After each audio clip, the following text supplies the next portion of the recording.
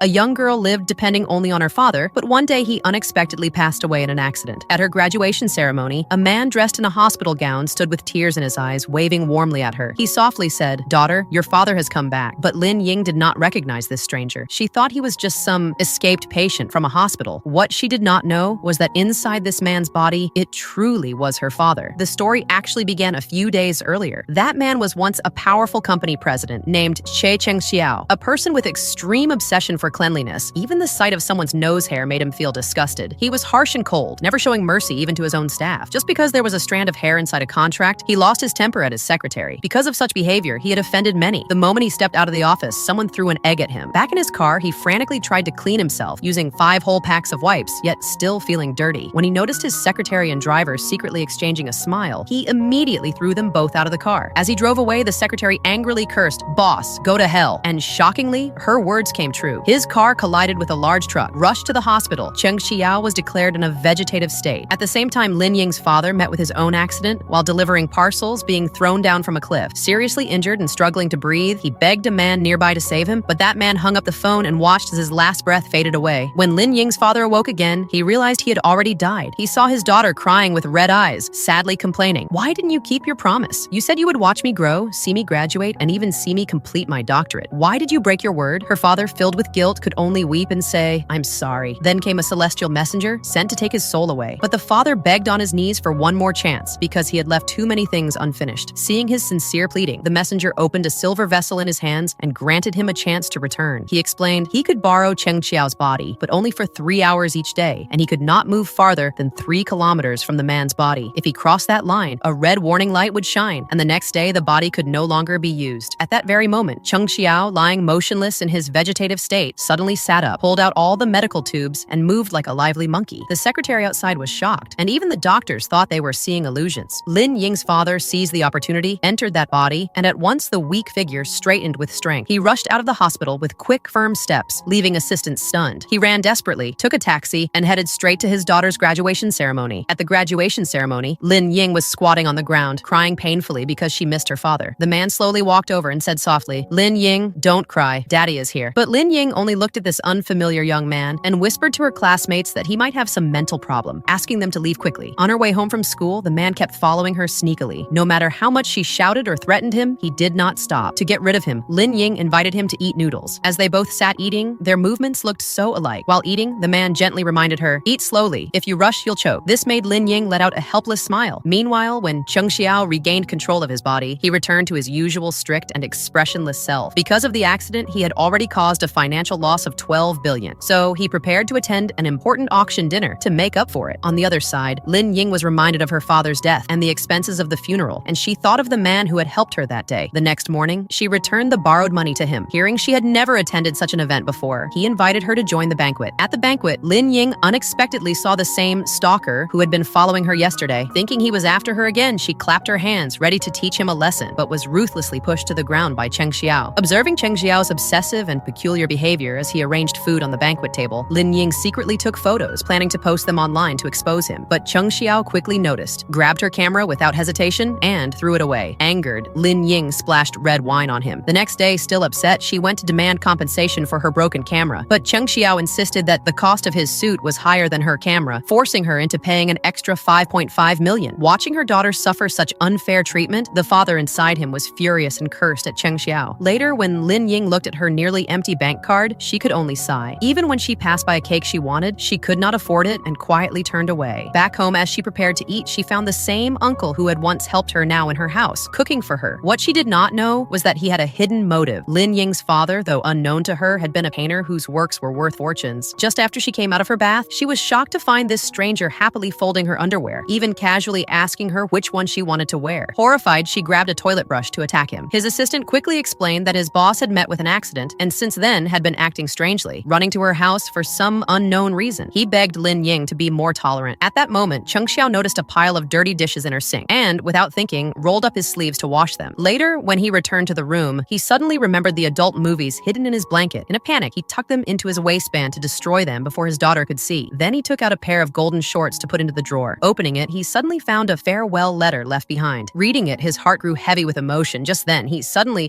heard Yingai's voice, the girl who had come to bring food food for Lin Ying, but Lin Ying, still upset, refused to accept anything from her. When she angrily threw the food out of the fridge, Sun Yijian sternly stopped her, scolding with a father's tone. After stepping outside, tears welled in his eyes as he gazed at Ying Ai, wanting so badly to tell her that he was actually Sun Yijian, but unable to reveal the truth. Just then, an adult movie slipped out from his clothes, startling both girls. At that moment, he could not explain himself, but out of guilt for failing his daughter, Sun Yijian took Lin Ying to the mall. In his heart, he thought, tomorrow I must go and see Ying Ai. Wanting to make up for lost time, he bought Lin Ying the best things he could, carefully recording each promise he needed to fulfill in a small notebook. When he noticed his daughter standing with teary eyes in front of men's clothing, he realized she was missing him. Though bound by his agreement with the messenger not to reveal his identity, he still bought the clothes and, during dinner, wore them deliberately. Before eating, the two spoke at the same time about their small dining habits. Lin Ying froze in shock because it felt exactly like when her father used to eat with her. Embarrassed, Sun Yijian quickly covered it up by saying, if there are similarities, it's just a coincidence. On the way home, he grew so excited that he sang loudly in the car, but suddenly he cried out in pain. The 3 hours were up. The body switched back and Cheng Xiao woke up. Seeing Lin Ying sitting beside him, he was shocked, then horrified when he looked down at the clothes he was wearing. Running his hand through his hair in despair, he could not believe the back seat full of gifts was something he himself had bought. Back at home, he checked the receipts carefully, realizing the handwriting wasn't his. Doubts filled his heart. Was he truly losing his mind? Meanwhile, without her father's protection, Lin Ying decided to earn money by working. But with no experience, she made constant mistakes, worked the whole day without earning a single coin, and was eventually fired. Exhausted, with blisters on her feet, she dragged herself home, only to find the lights on and her father's shoes missing. For a moment, she thought her father had returned. Entering his room, she found not him, but ruthless loan sharks waiting. They revealed that her sick mother's treatment had cost a fortune, and her desperate father had borrowed heavily from them. The men slapped Lin Ying and forced her to pay back. She knelt, begging them desperately. But when they noticed her beauty, their greed turned vile. They suggested she repay with her body and even tore her clothes. Luckily, a classmate who had worried for her safety came just in time and fought them in anger. Seeing her classmate being beaten, Lin Ying fainted in fear. When she woke, with tears in her eyes, she wiped the dirty floor. Her classmate reassured her that the thugs had run away, afraid of causing real trouble. Seeing her classmate bruised and swollen, Lin Ying felt deeply guilty. At the same time, Cheng Xiao came across Lin Ying's graduation photos and noticed something strange. In every picture, a shadow of himself appeared, lurking in the background. Remembering what Lin Ying had said to him before, he suddenly realized the truth. Lin Ying was Sun Yijian's daughter. That night, when Cheng Xiao fell asleep, Sun Yijian thought of how poorly he had treated his daughter. Filled with rage, he crawled onto the bed, stared at Cheng Xiao's cold face, and wondered how this man could sleep so peacefully. Overcome, he leapt on the bed and shouted at Cheng Xiao furiously. That night, Cheng Xiao lay sound asleep in bed, but in his dreams, he saw a nightmare. A man wearing a yellow vest riding a motorcycle recklessly down the road, only to be thrown off violently. He awoke startled, unable to understand why the dream had felt so vivid and real. The next day during a meeting, Sun Yijian stayed close by, waiting for the right moment to take over. When Cheng Xiao's pen fell, Sun Yijian seized the chance and suddenly came alive again, shouting loudly, "Big trash! I'm big trash!" To everyone else, it looked as though their boss had once again lost his mind. Meanwhile, Ying Ai was lost in memories of her sweet moments with Sun Yijian, especially recalling how he once danced for her on the other side of the street. Suddenly, she noticed a familiar gesture. Cheng Xiao was now dancing those very same steps she had created herself, grinning at her mischievously. When he walked in afterward, he explained that he and Sun Yijian were very close. Later, when Ying Ai finished work, he followed her to a ballroom dance class. There, the two danced together with perfect harmony, so much so that Ying Ai, in a daze, almost believed her beloved had returned. But with time running out, Sun Yijian had no choice but to say softly, "I am just like Cinderella." And as he fled, he deliberately left behind a single shoe. When Cheng Xiao woke again, he was standing confused in the middle of the street, dressed in dance clothes and wearing only one shoe. To passers-by, he looked like a complete joke. Back home, he installed cameras all over his room, desperate to figure out what was happening to him. Realizing that every strange transformation was tied to Sun Yijian, he began to grow curious about this man, even deciding to investigate the cause of his death. Hearing this, Sun Yijian himself was surprised that even his own words could now be worth so much. Meanwhile, Lin Ying returned home with the decision to move out. She burned away all the items her father once meant to throw away. But when she picked up his old guitar, memories of their happy times together stopped her. She couldn't let it go. With nowhere to go, dragging her suitcase, she refused to trouble her friends. Passing by a barbecue shop that was hiring, she applied without hesitation. While cleaning the tables, she saw leftover grilled meat and, unable to resist her hunger, ate it in big bites. At the same time, Sun Yijian stood by, remembering Cheng Xiao's words and recalling what the messenger had once told him. The messenger had hidden the true record of his death. Suddenly, Sun Yijian realized his death had not been an accident at all, but deliberately caused by someone. Cheng Xiao, believing he was suffering from mental illness, felt hopeless. To him, it seemed that every day part of his time vanished vanished, replaced by another person. Yet the doctors insisted he was perfectly normal, and that other person he spoke of was sitting right beside him, though invisible to his eyes. Wanting to uncover the truth, Sun Yijian once again took control of Cheng Xiao's body and went home to find his daughter. But when he arrived, she had already moved out. The landlord explained she had been chased by loan sharks for high-interest debt and had run away during the night. Seeing his daughter's shoes left behind, Sun Yijian broke down in tears, blaming himself for all the suffering she endured. Meanwhile, Lin Ying had taken shelter at He's house. Without her father at home, she sat listening again and again to the voice message he once sent her, urging her to come back. Crying uncontrollably, she became a figure drenched in sorrow. When he walked in and saw her weeping, he knew she was longing for her father. He gently played the recordings she had refused to burn, the home videos of her childhood, from her birth all the way to her 18th birthday. Lin Ying, watching the old recordings of herself, missed her father even more. At the same time, when Cheng Xiao returned home, he found a letter delivered from the laundry room. It turned out to be Sun Yijian's farewell note. It read, "Lin Ying, from now on, something very important must happen. When April 15th passes, my friend will call. At that time, in the warmth of spring, we must meet again. I love you. I love you." Reading this, Cheng Xiao fell into deep thought. The next day, Lin Ying went to the place where her father had died. She never believed it was suicide and wanted to investigate the truth. By coincidence, Cheng Xiao, who was heading to the gallery, saw her there. Curious, he stopped and asked. To his surprise, he discovered this was the exact spot where Sun Yijian had died, the very same place that had appeared in his dreams. He asked Lin Ying to show him her father's photo, and when he saw it, he realized the man from his dreams was indeed Sun Yijian. It felt incredible. He even told Lin Ying that maybe someone had deliberately murdered her father, but she refused to believe anyone would hurt him. On the way back, Cheng Xiao asked if anyone had mentioned her father's name recently. Lin Ying replied that only he, who was helping her organize an art exhibition, had talked about him and asked her to find more of her father's paintings. This gave Cheng Xiao a clear suspicion. At the gallery, Sun Yijian saw he again and remembered he was once someone eager to buy his paintings. Could his death be related to this man? He didn't trust him. Seeing him laughing and chatting with his daughter filled Sun Yijian with anger. He wanted to take over Cheng Xiao's body right there, but he also remembered the rule. If he broke it, he would be taken away by the messenger immediately. Torn in hesitation, suddenly Cheng Xiao stood up on his own and walked toward them. When Cheng Xiao learned that Lin Ying was living at He's home, his first instinct was to leave and not interfere. But in the end, he couldn't stop himself from warning her. Later, as they lay down to rest, a sharp scream woke them. Beside them, a ghostly voice scolded angrily, demanding why the man dared to kiss his daughter. This moment went back to just 3 hours earlier. Lin Ying had followed Cheng Xiao to his home to retrieve her father's farewell letter. A moment ago, he had disliked her presence, but the next moment, with Sun Yijian in control, he smiled warmly and invited her to lunch. Lin Ying had no idea that the man in front of her was her father's soul. Sun Yijian prepared every dish his daughter loved, filling the table completely, and even repeated the familiar words her father always said before meals. He canceled Cheng Xiao's important meeting just to spend this time eating with her. After a few rounds of wine, Sun Yijian, slightly drunk, told her the best wine he had ever tasted was Lin Ying's wine. He wished so much that his daughter could pour him a drink. Lin Ying remembered how her father, before passing, had also hoped she could pour for him. With trembling hands, she poured a glass for the man in front of her. Sun Yijian looked at it with tears, reluctant to drink. Crying, Lin Ying asked, "Why are you saying things just like my father would?" The man broke down and wept. Lin Ying shook her head, refusing to believe. "This is impossible. You cannot be my dad. My father has already died." Both father and daughter cried bitterly. Later, drunk and heartbroken, Lin Ying held her father's letter and sang the song she used to sing with him. Lying on the sofa, Sun Yijian mumbled tenderly to her, promising, "I will buy you a big house with a little courtyard and even a 50 square meter colorful blanket. In just 2 more months, I will fulfill all your wishes." Slowly, he drifted into sleep, while Lin Ying, drunk and dazed, looked over at the man lying there. The daughter, asleep on the sofa, was gently carried back to her bedroom. When Sun Yijian awoke again, he realized the room was empty, but seeing his daughter's shoes by the doorway, he felt relieved that she hadn't left. The moment he opened the door, the very first scene of the story replayed. But then, the celestial messenger suddenly appeared. Because Sun Yijian had broken the rule, revealing himself as Sun Yijian while inside Cheng Xiao's body, his borrowed time was cut short, and 1 whole day was taken back. When Cheng Xiao woke up, he saw the large table filled with food and refused to believe he had made it himself. He and Lin Ying argued, each standing by their own belief, until they decided to check the surveillance footage. To his shock, the video showed him personally cooking every dish. At the same time, Lin Ying saw herself dragging Cheng Xiao into the bedroom. Both were speechless. Lin Ying quickly made an excuse to leave. Left behind, Cheng Xiao noticed handwriting on the table, and when he compared it with Sun Yijian's farewell note, he confirmed it was the same hand. Just as he was about to leave, Cheng Xiao once again glimpsed dead people, fleeting but real. Troubled, he went to the police station to look for physical evidence from Sun Yijian's accident, hoping to find clues. That night at home, a figure suddenly attacked him, knocking him unconscious and stealing the evidence. Sun Yijian, who was by his side, could do nothing but watch. Then he recognized the man. This was the very person present at the scene of his own accident. Meanwhile, Lin Ying, eager to see her father's paintings, was on her way to Cheng Xiao's house. On the road, she found him collapsed and unconscious. She tried her best to wake him, and when he came to, he realized both his wallet and the crucial evidence had been stolen. Lin Ying immediately understood this was intentional. Supporting him home, she was surprised when the obsessive Cheng Xiao, usually unwilling to touch anyone, actually allowed her to hold his arm. At last, Lin Ying saw her father's paintings. She never knew that painting had been his dream. The realization pained her. She had grown up not knowing what her father liked to eat, what he enjoyed in life. Overcome with guilt, she crouched down and cried. Cheng Xiao stood silently behind her, placing tissues softly by her side, accompanying her quietly as the two gazed at the paintings on the wall. The next morning, just after his shower, Cheng Xiao suddenly saw someone sitting in his bathroom. Thinking it was an illusion, he rubbed his eyes. But no, it was really Sun Yijian. Shocked, he let out a terrified scream. After calming down, he noticed that he couldn't hear the man's voice. Sun Yijian was gesturing desperately, trying to explain. He wanted to tell Cheng Xiao that he was dead, now just a spirit, but Cheng Xiao dismissed it as nonsense, furious, and shouted for him to leave. To prove himself, Sun Yijian pointed to the clock and said through gestures, "It's 8 o'clock now. I'll use your body for 3 hours. We'll meet again at 11. With a mischievous grin, he slipped into Cheng Xiao's body once more. Reawakened inside Cheng Xiao, Sun Yijian went straight to his daughter's workplace. Watching her labor tirelessly, his heart ached. Quietly, he took off his jacket, put on gloves, and began scrubbing dishes by her side. Minute by minute, the time passed until the 3 hours were over. When Cheng Xiao woke again, he found himself in an unfamiliar place. With his obsessive cleanliness, he looked at the things in his hands and almost vomited. He turned angrily to Sun Yijian, accusing him of going too far. Sun Yijian quickly waved his hands, begging him not to expose him, and pointed to the clock on the wall. It was exactly 11, proof that he had not lied. Back at his office, Cheng Xiao finally accepted the truth. He could indeed see a ghost, and everything that had happened now made sense. He asked Sun Yijian why he was clinging to him, but when his secretary entered with coffee, she saw her boss talking to the wall like a madman. Frightened, she dropped the coffee and ran away. Meanwhile, Ying Ai felt that Cheng Xiao, in so many small ways, was just like Sun Yijian. His habits, his preferences, even his mannerisms were exactly the same as her beloved. Looking into his eyes, she whispered that she knew it was really him, thanking him for returning to her side. Sun Yijian, standing nearby and seeing his lover recognize him, was overwhelmed with emotion but powerless. Watching him so helpless, Cheng Xiao could only hold Ying Ai up as she cried. At that time, Lin Ying had moved out of He's home. As she raised a glass in celebration, there was a knock on the door. To her surprise, it was Cheng Xiao. Seeing that a young man lived there with her, he grew furious, shouting at Lin Ying in anger. Upset, Lin Ying threw a pizza at him, making him feel disgusted and frantic to wash up. When she deliberately handed him a towel she had wiped her mouth with, his face twisted in horror. Wearing childish clothes, Cheng Xiao looked embarrassed as Lin Ying laughed quietly and even placed a hat on his head. But when their eyes met, the closeness startled them both, and they quickly looked away in awkward silence. The next morning, when Cheng Xiao woke up, he was startled to see Sun Yijian standing right by his bed. He begged him to stop following and to leave his body. But Sun Yijian, refusing to give up, started complaining. To his surprise, Cheng Xiao suddenly realized he could hear Sun Yijian's voice. Sun Yijian pleaded with him, saying that in 2 months he would completely disappear, and there were still so many things left unfinished. But Cheng Xiao refused bluntly. To change his mind, Sun Yijian followed him everywhere, until finally Cheng Xiao, driven to frustration, agreed. Taking over his body once more, Sun Yijian went to the dance hall where Ying Ai was. Seeing her twist her ankle, he rushed forward to support her. Later, the two shared a bowl of noodles. When Ying Ai gently wiped the sauce from the corner of his lips, no words were needed. She knew in her heart that the man in front of her was her lover. When Cheng Xiao woke again, he decided to try and change his obsessive habits. He tested himself by walking barefoot on the floor, and even smiled when he looked at the cartoon clothes Ying Ai had once dressed him in. Carrying the outfit, he went to find Lin Ying, but accidentally saw her preparing to go to the sea with He. Jealousy surged in him, and as he watched them leave, he muttered softly to himself, 2 souls in one body. One, a father who could not bear to part with his daughter. The other, a man forced to share his life with him. Driving the car, Cheng Jiao took Lin Ying and Ying Ai to the orphanage where Sun Yijian had grown up. Along the way, Sun Yijian told Cheng Xiao about Lin Ying's childhood. Hearing the story, Cheng Xiao, usually cold, couldn't hold back a smile. Seeing him quietly laughing, both women in the car were confused. At the orphanage, Sun Yijian told Cheng Xiao that all of his words, all of his love, were kept here. He only hoped Cheng Xiao could help deliver them to Lin Ying. But unseen, a pair of watchful, dangerous eyes were already fixed on them. At that moment, Lin Ying looked at Cheng Xiao. This man with obsessive habits was now playing happily with children, even bathing them himself. The change in his character stunned her deeply. Lin Ying remembered the words she had once heard, that Cheng Xiao could see her father. She still found it hard to believe, yet Ying Ai, noticing Lin Ying's dazed expression, gently shared her thoughts, telling her to believe in miracles. Perhaps it had not been easy for her father to return. Feeling guilty that she had not recognized her father earlier, Lin Ying hid in a corner, quietly crying in pain. Soon after, she found another job. On a rainy day, when words failed, Cheng Xiao silently protected her through his actions. Seeing him light the path ahead for her, Lin Ying's lips curved into a faint smile. Meanwhile, he finally traced the location of the paintings. paintings. Eager to claim them, he drove to the orphanage, only to discover the paintings had already been moved. Chasing after a departing truck, he realized too late the paintings weren't inside. In truth, the real paintings were already on their way to Lin Ying. When Lin Ying saw her father's paintings, left behind for her, tears filled her eyes. But just then, a shadow appeared. A man knocked out her guardian Bao Wei, then forced Lin Ying unconscious and drove off with her. Cheng Xiao soon received photos of Lin Ying tied up. The kidnappers demanded rightful ownership of all the paintings. Without hesitation, Cheng Xiao abandoned the paintings, caring only for Lin Ying's safety. When she awoke and saw his tearful eyes, the two finally confirmed their feelings for one another. Days later, while Lin Ying was at work, she suddenly saw Cheng Xiao, yet it was Sun Yijian within him, chatting happily with Ying-ai. Overcome with emotion, Lin Ying rushed forward and kissed him. Both Ying-ai and Sun Yijian were shocked, exclaiming how she could kiss her own father. But Ying-ai calmly explained, "What's wrong with a daughter kissing her father? In the West, people greet with kisses on the cheek. Don't deny her this longing. Cherish the moments you have now." Still unsure, Lin Ying was urged by Ying-ai, "Go ask Cheng Xiao yourself, and you'll understand everything." When the 3 hours ended and Sun Yijian left Cheng Xiao's body, Lin Ying saw Cheng Xiao speaking alone in his car. At last, she accepted that her father had truly returned. Back at Cheng Xiao's home, Lin Ying softly asked, "Is Dad here now?" Cheng Xiao used himself as a channel to pass messages between them. When she learned her father was right beside her, Lin Ying longed to touch his face, and when she realized he was holding her hand, her tears finally broke free. Wanting to treasure every moment, she begged her father to stay awake through the night, talking with her. She had missed him too much and had so many things left unsaid. The next day, Sun Yijian, knowing how much his daughter loved his homemade kimchi, prepared boxes full of it. Father and daughter sat together at the table, recalling the past as if time had turned back. It was a beautiful moment, precious memories to soften the sorrow of future parting. Later, Sun Yijian went to the celestial messenger, asking if he could leave early. He knew the longer he stayed, the more painful the farewell would become. But the messenger warned, if he abandoned his remaining time, then Cheng Xiao would repeat the same fate, and everything between the two of them would collapse. Just then, Cheng Xiao suddenly fainted, falling heavily to the ground. The messenger appeared behind him. When Lin Ying learned of it, she sprinted to the hospital like a 100-meter runner. Seeing Cheng Xiao unconscious, fear gripped her heart, and she sat on a bench outside, crying helplessly. Sun Yijian stayed close to his daughter, watching her cry in sadness. To comfort her, he softly sang the same song she had loved as a child. In that moment, father and daughter felt a deep spiritual connection, and to his surprise, Lin Ying suddenly turned to him. She could see him. Shocked but overjoyed, he listened as his daughter thanked him for always staying by her side. Both of them broke down in tears, crying with relief and happiness. From afar, even the celestial messenger, witnessing their reunion, could not help but smile warmly. A few days later in the morning, Lin Ying was caring for the unconscious Cheng Xiao as usual. She whispered, "If you can wake up, I will give my daughter to you." Miraculously, Cheng Xiao opened his eyes. The next day, together with Sun Yijian, they visited the orphanage for a final farewell. Sun Yijian led them to the spot where, 10 years earlier, he and his daughter had buried a time capsule. His lifelong wish had always been to grow old while watching his daughter grow up. Lin Ying's heart ached deeply, knowing their separation was near. As her father walked farther and farther away, a golden light shone upon him. Sun Yijian was leaving for heaven. Lin Ying's heart filled with sorrow, and she wept uncontrollably, unable to stop her grief. Meanwhile, he, blinded by money but unable to overcome his guilt, drove to the police station to surrender himself. In the end, he paid the price for his crimes. Later, Lin Ying went to Ying-ai's shop. She handed over the ring her father had always kept ready for him. She explained that her father had wanted it returned to its rightful owner. But before he left, he also wished for Ying-ai to throw it away, forget the past, and start a new life. A year later, Lin Ying and Cheng Xiao were living happily together. Sitting side by side, she ate ice cream messily, and he gently reached over to wipe her mouth. In her heart, Lin Ying believed with certainty, miracles do exist. Miracles only appear in the eyes of those who believe in them, and those who believe are the ones who can create them. And the drama ends here. Thank you all for watching.